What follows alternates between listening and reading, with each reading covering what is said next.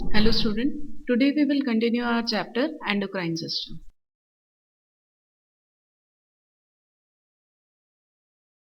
We have seen about various glands, hypothalamus, pituitary, pineal, thyroid and parathyroid. Now I am coming to the next gland, which is thymus. This gland is situated in the thorax region, in front of trachea and beneath the sternum.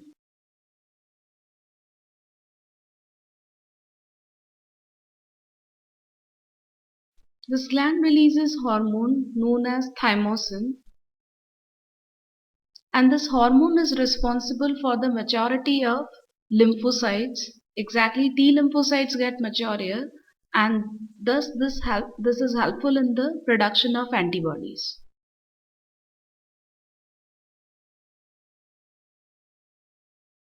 So you can see one more point. This gland is related with our immune system. This is helpful for the activation of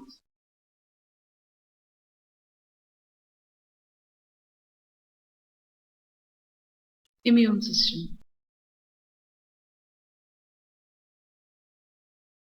So if thymosin is released more in amount, then definitely there will be a disease, and less secretion also cause a disease. I'm telling about this. More secretion of thymosin is responsible to cause allergy, and less secretion is responsible to form weak immune system.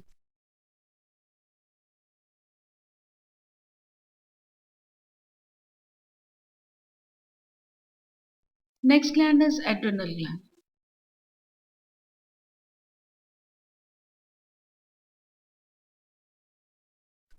This gland is found just above the kidney. That's why it's also termed as suprarenal gland.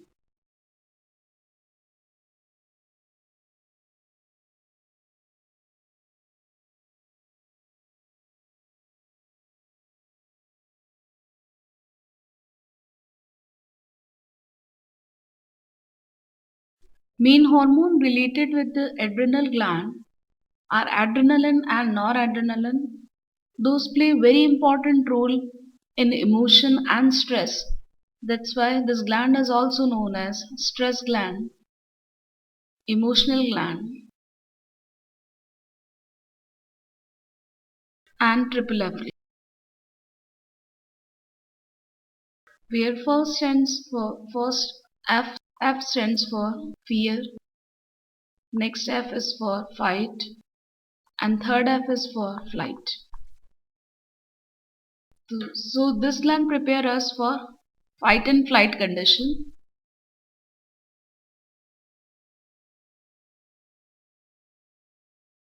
Hormone released by adrenal glands are adrenaline and noradrenaline.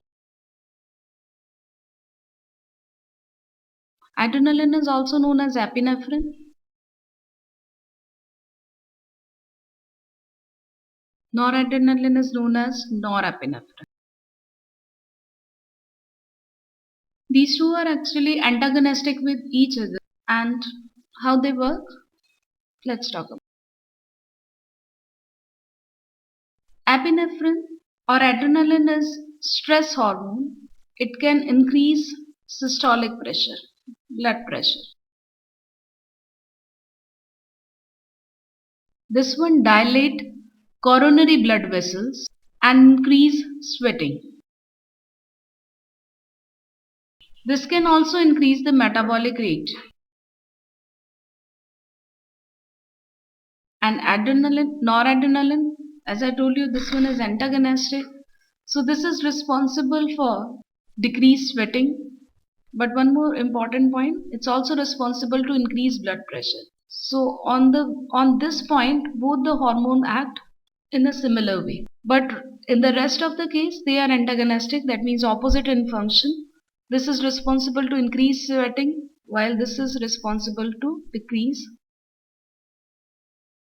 The next one is this can stimulate or increase metabolic rate, while noradrenaline is responsible to decrease it.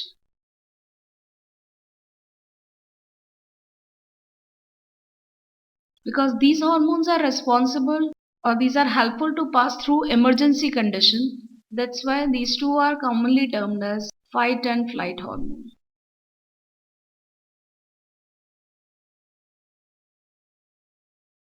And the gland is called as 3F gland, triple F. Next gland is pancreas. This is the heterocrine gland of human body.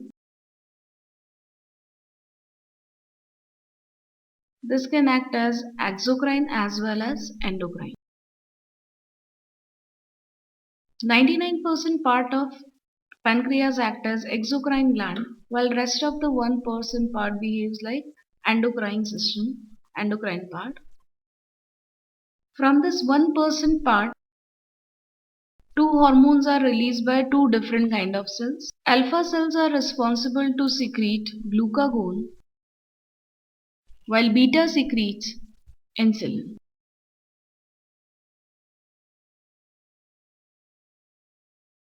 Again, these two hormones are antagonistic. Insulin is required to convert glucose into glycogen. This is termed as glycogenesis. While glucagon, this one breakdown of liver glycogen and releases glucose.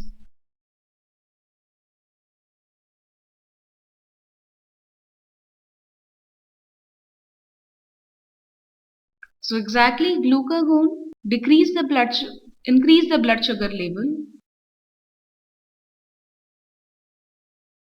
but this level is decreased by insulin. These two hormones are released by alpha and beta cells respectively, and endocrine part of pancreas is termed as islets of Langerhans. By releasing them, we can control our blood sugar level, and as per body requirement, more amount of insulin or less amount of glucagon, these are related.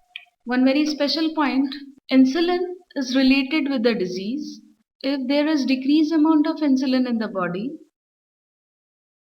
then this decreased insulin causes diabetes mellitus. It's commonly known as sugar disease, where sugar is present in urine. Next is about ovary and testis. The next gland is ovary. Although it acts as the main reproductive organ, but ovary also release some hormones. It's found in the pelvic region of a female.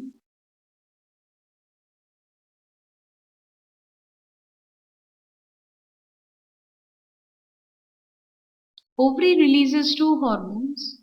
First is estrogen. This is the main female reproductive hormone and responsible for the development of female secondary sexual character.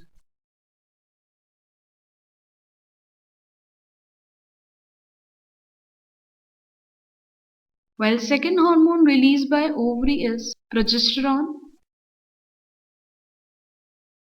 This one prepares uterus for receiving the embryo, developing embryo. That's why this one is essential for the pregnancy, so also known as pregnancy hormone.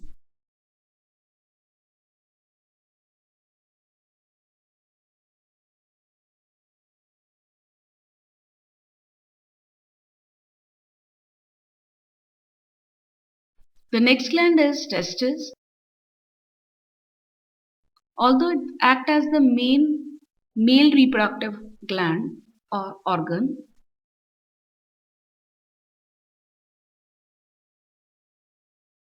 this can release testosterone, which is responsible for the development of male sexual characters, and it also enhances spermatogenesis, that means sperm production. Now all the glands are over. Now I'm telling about the role of hormones in the initiating reproductive function.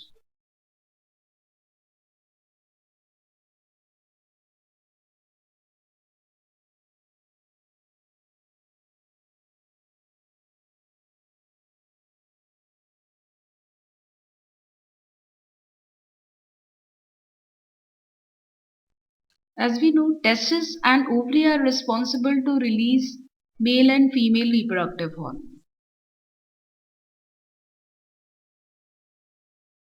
Ovary releases estrogen and progesterone. Just like that, testis releases testosterone. These are responsible for the development of female and male reproductive characteristic features.